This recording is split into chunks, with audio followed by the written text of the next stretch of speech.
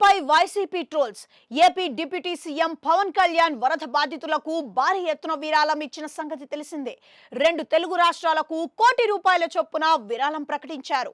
అలాగే వరద ముప్పులో చిక్కుకున్న పంచాయతీలకు ₹1,00,000 చొప్పున మరో ₹4 కోట్ల తన వ్యక్తిగత సంపద నుంచి ఇస్తానన్నారు.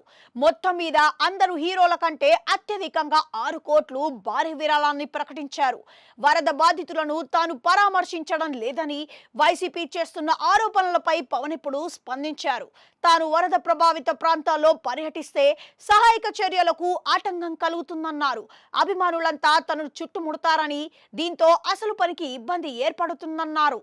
తాజాగా వరద సహాయక చర్యలపై పవన్ కళ్యాణ్ హోంమంత్రి శాఖ వంగలపూడి అనితతో కలిసి సమీక్షించారు. ఈ సందర్భంగా పవన్ కళ్యాణ్ మీడియాకు వరద సహాయక చర్యలను వివరించారు. డ్రోన్ల ద్వారా వరద ప్రభావిత ప్రాంతాల్లో నిత్యావసరాల వస్తువులను, కూరగాయలను, మందులు, పాలను, ఆహారాన్ని సరఫరా చేస్తున్నామని చెప్పారు. ఈ క్రమంలో ఆయన మీడియాకు ఒక ఫోటోను చూపారు. డ్రోన్ల ద్వారా సహాయక చర్యలు వేగంగా జరుగుతున్నాయనడానికి ఈ ఫోటోనే నిదర్శనమని ఒక ఫోటో చూపారు.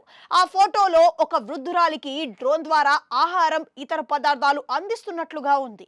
అయితే అది ఏఐ ఫోటో అని వైసీపీ ట్రోల్స్ కు దిగింది. ఆ ఫోటో పైన ఏఐ మోడల్ చిత్రమని ఉందని వెల్లడించింది. ఆయన డిప్యూటీ సీఎం పవన్ కళ్యాణ్ ప్రజలకు, మీడియాకు తప్పుడు సమాచారం ఇస్తున్నారని మండిపడింది.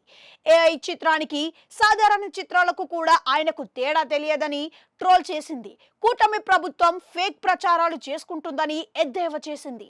ఈ ఫోటో ద్వారా పవన్ కళ్యాణ్ తో పాటు ప్రభుత్వం కూడా అడ్డంగా బుక్ అయిందని వైసీపీ విమర్శించింది. ఆ డ్రోన్ ఫోటోను ముందు పోస్ట్ చేసిన పవన్ కళ్యాణ్ విమర్శలు రావడంతో ఆ చిత్రాన్ని డిలీట్ చేశారని వైసీపీ విమర్శలు గుప్పించింది.